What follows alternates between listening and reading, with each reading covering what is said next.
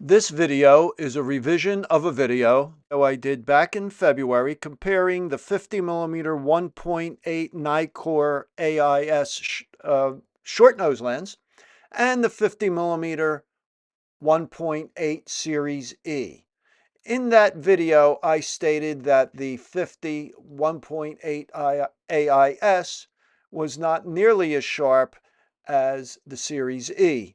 I did note that there seemed to be some kind of a haze or defect at the center of the rear element, and I thought that was the reason for that. However, someone pointed out, actually several people pointed out, that my point of focus was off on the AIS lens. So I wanted to redo it, making sure I focus properly this time. So most of this video is from the previous one. However, when it comes to the sample images and what I say about them, that has been completely redone. So let's get started. Hi, and welcome to Jules Voto's Photo Focus.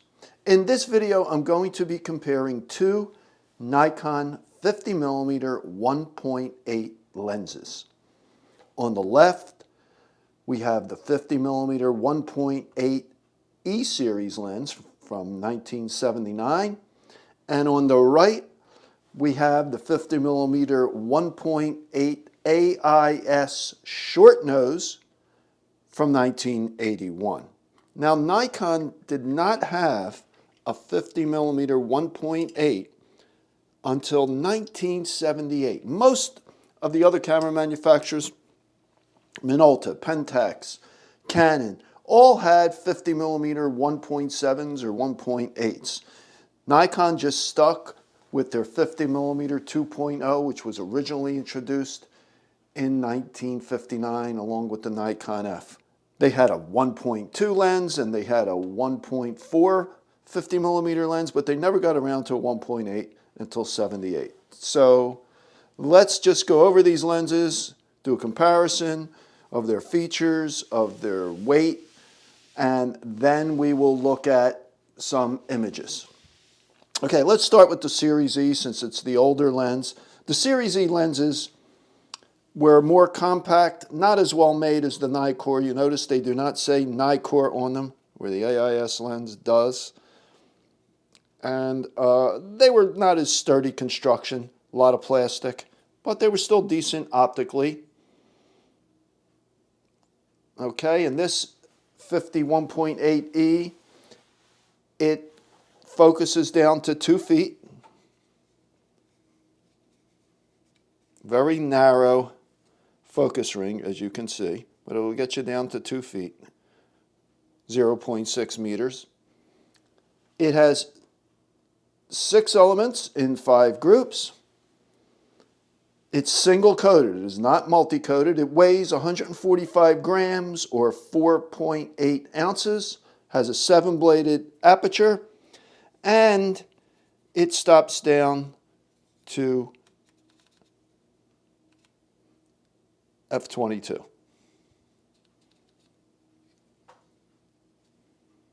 Okay, now let's look at the AIS. This is the short nose AIS. There was the original Nikon 51.8 from 1978 was a little bit bigger. This also has a narrow focus ring, but it is rubber and it focuses down to 1.5 feet or 0.45 meters. It also stops down from 1.8 to f/22. Now you will notice something here. A lot of the AIS lenses, AI lenses, had the coupling prong so they would work with the older Nikon cameras. This lens does not. In order to keep the size down, I assume, and the cost down, this does not have the coupling prong. So this will not work except in stop-down metering with the older Nikon cameras. It will only work with the AI cameras. It will only couple to the meter with the AI cameras. This lens is multi-coated. Both of them take 52mm filters. You can see they're very similar in size. Let's Let's set them down to infinity, both of them. Okay, so this is on infinity. Don't roll away.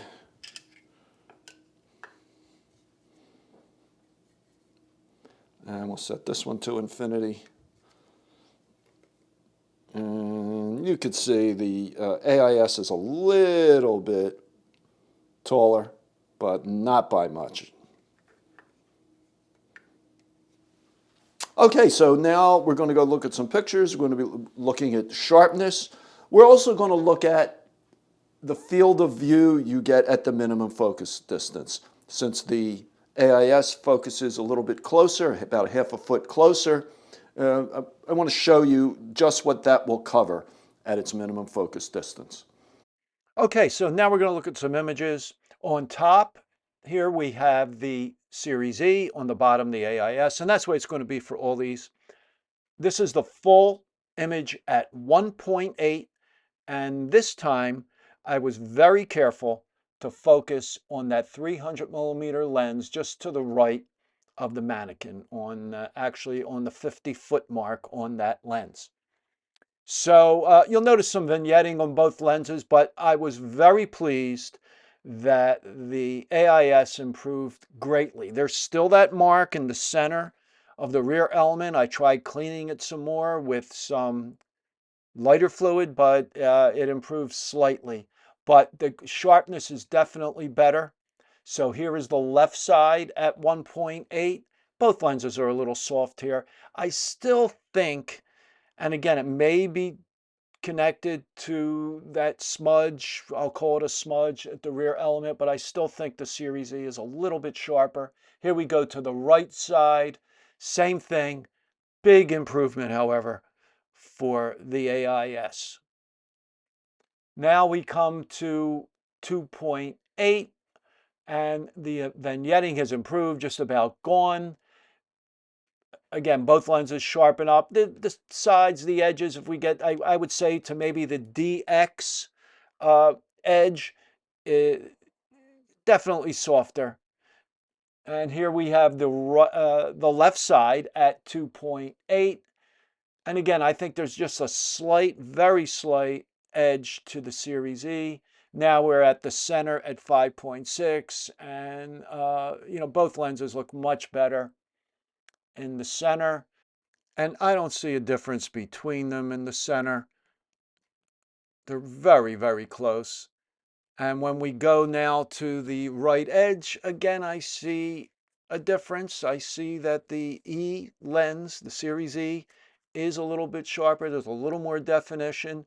That could be caused by that smudge at the center of the rear element on the AIS. Okay, so now what I wanted to do is I wanted to see at their closest focus distance, how much area would they cover? And you could see on the top, we have the Series E, and that's at 2 feet from the focal plane. And it covers an area a little over 13 inches wide. With the AIS, which focuses to 1.5 feet, it covers an area 9.5 inches wide. So the AIS is not a macro lens, but it does get you a little closer, and that may be beneficial to you in certain situations. So in conclusion, this was a big improvement for the AIS over my previous tests. Again, it was misfocused. That was my fault. I think if I had a better copy of the AIS without that defect on the rear element, I think these lenses would be almost identical. The advantage to the AIS is the closer focusing and the multi-coating. But the Series E, for an inexpensive lens, really holds up very well. So I hope you enjoyed this video. If you did, give it a thumbs up and subscribe to my channel. I publish a new video every Monday morning at 11 a.m. and also on Wednesday at 11 a.m. So I will talk to you next time.